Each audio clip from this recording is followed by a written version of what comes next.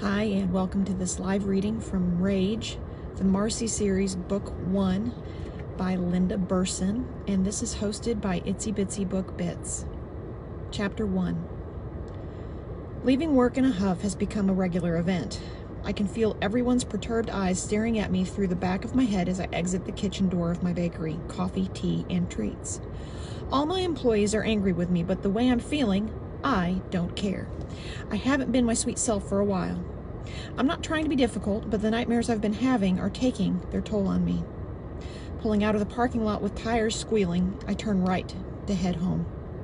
I remember I haven't been shopping lately, so my bare cabinets and refrigerator won't provide dinner. Since I skipped lunch because Sal and I were arguing over what next week's special should be, I'm starving.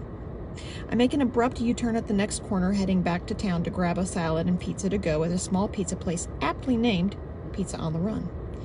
As I hit the traffic light before my stop, a car revving its engine pulls up to my left. I can sense the driver of the car staring at me, and the sound of the engine is getting louder. Turning my head toward the irritating noise, I glare at the driver. He's a young 20-something-year-old with a diamond stud in his ear, a large menacing tattoo on his arm, and an ugly patch of hair on his chin. He rolls his window down and shouts to me. "Hey there, babe, looking fly. I saw that move you made back at the corner. Pretty cool. How about I take you for a few spins in my car?" My eyes narrow as I deliberately turn my head back to the front. "Hey girl, I'm talking to you. You ignoring me?" I continue staring straight ahead. The light turns green and I speed off. The car to my left is attempting to stay with me, but I ignore it. Reaching the pizza place at the edge of town, I make a brusque turn into their parking lot. The obnoxious young man drives off. Thank goodness he's gone, because I'm afraid I would have said something unpleasant. As I exit the restaurant with my food, I see my engine revving past. He's lazily leaning against his souped-up orange car with the big fancy rims and rear spoiler. He's maybe 5'8" compared to my 5'4" frame, but he does have about 75 pounds on me. Well, there's the bitch who thinks she's too good to talk to me. I calmly open my passenger door and place the hot box of pizza and salad on my car seat. Taking a deep breath, I walk around to the driver's side of my car and get in without even looking at the immature idiot trying to get my attention. "You stupid slut! You think you can ignore me?" "I'm trying, but you're not making it easy." Before I can close my door, start my car, and take off, he comes at me. He pulls my arm toward him and then snatches my hair. He lowers his face to mine, and I can feel his hot breath. "Maybe I should tame this mouth of yours, babe. What do you think?" The village idiot pulls me farther out of my car in an attempt to kiss me. I step on his foot and push him, creating some distance. I get far enough away that I'm able to use a front jump kick to protect myself. My right foot connects with his mouth and extends him backward and onto the ground. He's still swearing at me. "Stay down or I'll kick you again, and this time I'll really make it count. You messed with the wrong woman. I don't like being treated disrespectfully, and I certainly don't like being touched. Now get back in your obnoxious car and drive away before I really make you pay." He's shocked, stands up wiping his nose with his hand, and says something nasty under his breath. He hops into his car and speeds off. I watch him drive away. Another perfect ending to another imperfect day. After dinner, I retire early. I climb into bed and sink under the covers. What's going on? Am I bringing all this on myself? Is it karma? Or is the universe simply out to get me? All I know is that this isn't normal. That was the second creep I've had to hit this month, not to mention the woman I've threatened. She deserved it, though. She slammed her shopping cart into me and didn't apologize. The other guy I hit may have been more my fault. I stole his parking space, although he didn't have to get out of his car and yell obscenities at me. I've got to get a grip. This isn't how I was raised. If my family and the congregation from church back home could see me now, they'd wonder what happened to me. It's almost as if I'm wishing for people to do things wrong to me so I can expel my anger. As I fall asleep, all I can think of is a 4-letter word: rage. I'm not sure how long I've been out when I wake up yelling from another nightmare. I'm tense and frightened, and I can't get back to sleep. What else is new? The next morning at work, I'm tired and sluggish when I arrive at 5 o'clock. My restless nights and early mornings are taking their toll on me. I can tell that Sal Malone, my head baker, doesn't want to have a conversation with me. He politely says good morning and continues with his business. This Sal is different from the one I met during my grand opening of Coffee, Tea, and Treats back on May 5th, 2009. On the first day I opened my doors for business, Sal and his wife Rita came into my shop in the early morning and welcomed me and my business to the community. My store manager Jill and I introduced ourselves and we began chatting. I took to Sal and Rita immediately. They were very warm and personable, and I felt we'd known each other for years. The Malones have lived in Cold Spring Harbor their entire lives. They raised 2 children here and now have 6 grandchildren. They know everything there is to know about this town and the people. They were the perfect people to ask if they knew of someone who might be interested in working for me, but the catch was they needed to start right away. Sal and Rita shouted out with a resounding yes! Sal flashed a friendly smile and said, I know of someone and he can start right now. I was thrilled. I didn't care who it was. Besides, these are the kind of people whose word can be trusted. Still smiling, Sal stood. Do you have an apron for me? My eyes widened. He added, Nope, I'm not too old, and yep, I know what I'm doing. I was a pastry chef for 40 years in a Manhattan restaurant. I couldn't believe my ears.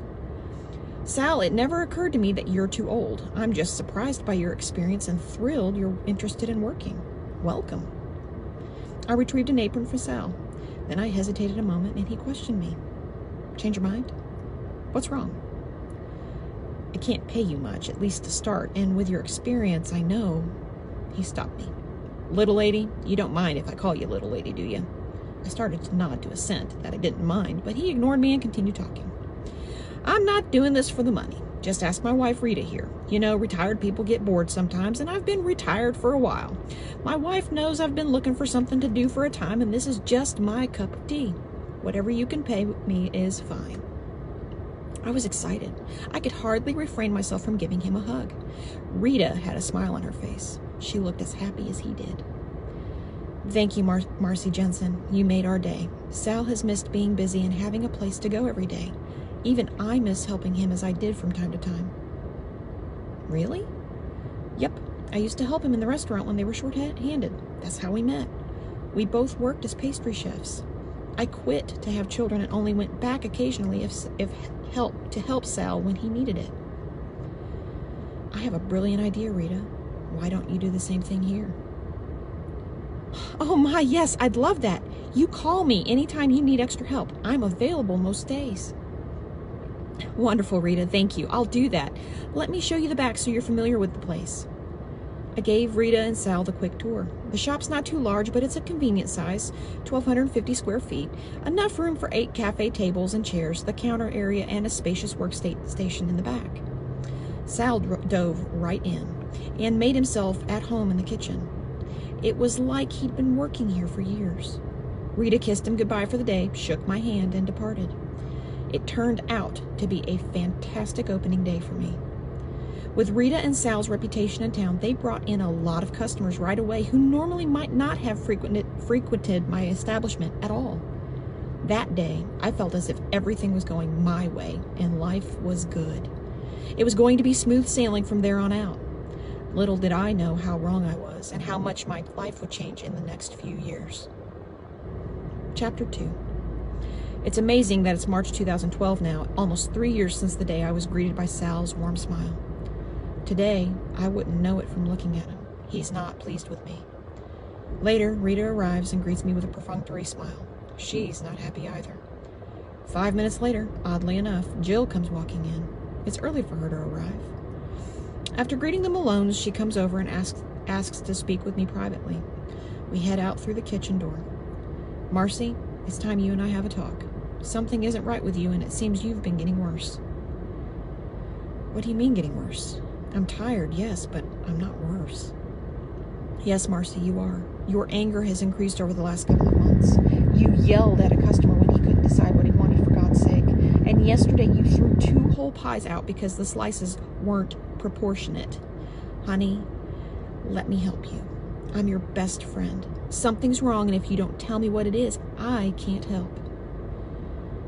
Jill, nothing's wrong with me. Sure, I could use some extra sleep. I have trouble sleeping. I told you I've been having some nightmares, but I'm sure eventually they'll get better. Marcy, you said that over a month ago, and it's been the opposite. Not only are you not getting better, but everyone's noticed you've been getting angrier by the day. Oh, come on. I think people are being too sensitive.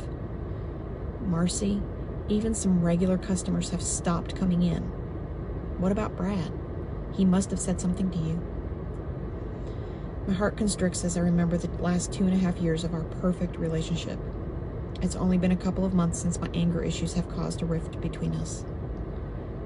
We talked about it, and I told him I'm working on it. Marcy, I haven't seen him for quite a while. He's been busy with work. You know as well as I do, he travels a lot. Sometimes he works at the office late and can't get here to visit me. Is that why he hasn't been coming to visit, because of working late? Of course. What are you insinuating, Jill? Nothing, Marcy. I just wondered why I haven't seen him lately. Are you two okay? Sure we are. We're fine. We're still together if that's what you're asking. As I said, he's been busy. She can tell I'm getting perturbed by her questions, so she backs off. Honey, I'm checking to make sure there isn't anything you want to discuss. I love you, and if I can help with a problem you're having, please let me. Thanks, but I'm fine. You don't think maybe a therapist could help? Now you sound like Brad. What is it with you people in therapy? What's a therapist going to do that I can't do myself?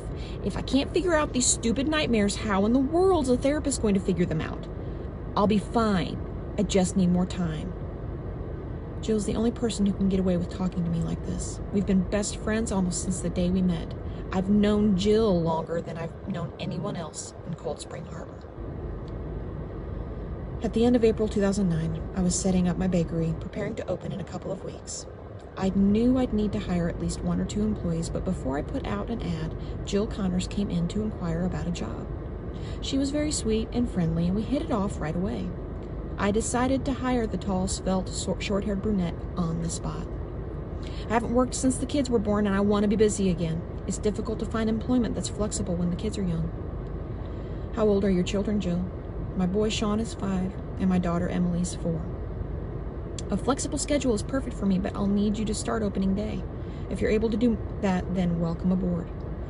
Super, Marcy, thanks so much. I'm thrilled to be here for your grand opening. I feel your business will do well here. Thanks, that's nice to hear. You're helping me out too. Now, I don't have to place a help wanted ad.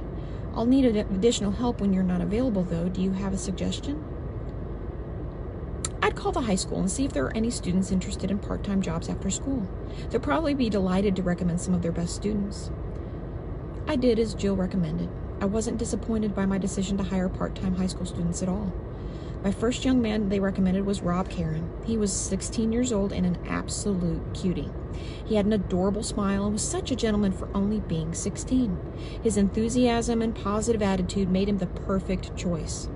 I was impressed, so I hired him immediately. A few days later, a young girl named Lindsay Melson, who was also 16, came in to apply for the job. She and Rob knew each other from school. Besides the fact that the school office recommended her, Rob agreed she'd be a good choice for my business. I was impressed as well, so I hired her on the spot. Since I was busy most days in the kitchen, I had Jill take charge of managing the storefront and my 2 new teenagers. Whenever we could, Jill and I spent hours talking, laughing, and getting to know each other. Many nights after work, I'd get together with her and her husband Mark and their children. From the moment Jill and I met, we were inseparable. I don't remember having a friend as close as this since my college days. She was always there when I needed her, and she still is. I love how well we get along, and our friendship in and out of work has continued to grow. After a couple of months of knowing each other, Jill and Mark started playing matchmaker. They wanted to introduce me to a single guy they knew, so I didn't feel like a third wheel when I hung out with them. I told them I was too busy to think of dating, and if they didn't mind me as the third wheel, then I didn't mind it either. I appreciated them trying to fix me up, but I knew me. I was always particular when it came to dating. I was looking for my true love, my one and only, my soulmate, and I was certain I'd know who that would be the moment I met him. I didn't want to upset them if I didn't like one of their friends. After my conversation with Jill, I know I should speak to Brad. We haven't spoken for 8 days, and as she pointed out, he hasn't been around much the last month. I call him when I get home from work. It's unusual, but he doesn't answer until the 5th ring. Normally, when I call him, he picks up within the first 2. Hi, Marcy. His voice is hesitant. No wonder he took so long to answer. Maybe he was considering not answering. Hi, Brad. How are you? I haven't talked to you in a while. I know. Sorry. I've been busy. Yeah, that's what you said the last time we spoke. I know. Not much has changed. I'm still catching up from my last business trip. I understand. Do you think you'll be able to come for a visit this weekend? Do you want me to come, Marcy? Yes, of course I do, very much. Why would you ask? Well, the last time we were together, we didn't have a great ending to our weekend. I know we had a little fight, but that was a while ago. We've had conversations since then. All right.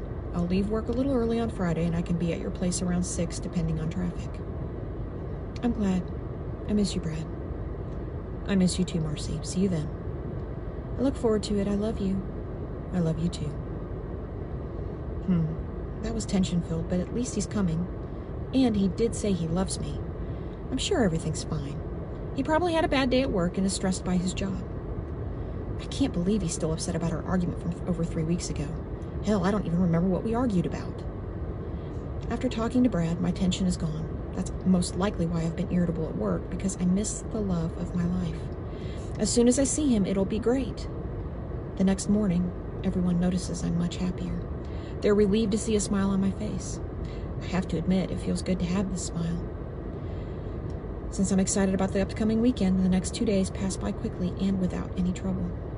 Friday evening, Brad arrives as he promised, about 6.